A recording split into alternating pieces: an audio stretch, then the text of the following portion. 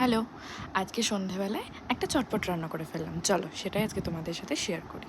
প্রথমে কড়াইতে তেল গরম করে পেঁয়াজ আর লঙ্কা কুচি দিয়ে বেশ ভাজা ভাজা করে নিয়েছি। তারপর আদা রসুন বাটা দিয়ে একটু কষিয়ে নিয়েছি। এরপর আমি একটা গুঁড়ো মশলার মিশ্রণ রেডি করে নিয়েছিলাম, যেটা এর মধ্যে দিয়ে দেবো। এর মধ্যে আছে জিরে গুঁড়ো, ধনে গুঁড়ো, হলুদ গুঁড়ো, কাশ্মীরি লাল লঙ্কার গুঁড়ো আর অল্প চিনি, একটু নুন দিয়ে বেশ এর মধ্যে দিয়ে ভাজা ভাজা করে এর মধ্যে টমেটো কুচিগুলো দিয়ে দিলাম। টমেটো কুচিগুলো দিতেই দেখবে ধীরে ধীরে গলে আসছে টমেটোগুলো, এর মধ্যে যেহেতু নুন দেওয়া আছে। বেশ এরকম করে কষাতে কষাতে দেখো কি সুন্দর মশলাটা কষে গেছে। এর মধ্যে জল ছিটিয়ে ছিটিয়ে বেশ কয়েকবার তেল বার করে কষিয়ে নেবে, তাতে রান্নার টেস্ট খুব ভালো হয়।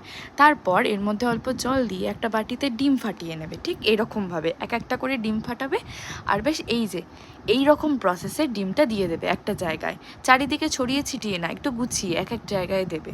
তা এরকম যেই চারপাশে সাদা সাদা হয়ে আসবে তখন ঢাকা দিয়ে 10 মিনিট, ম্যাক্সিমাম 12 মিনিট, ব্যাস ঢাকা খুলে একটু গরম মশলা ছড়িয়ে তোমার রান্না রেডি। গরম গরম রুটির সাথে সার্ভ করো বা পরোটা। বাই।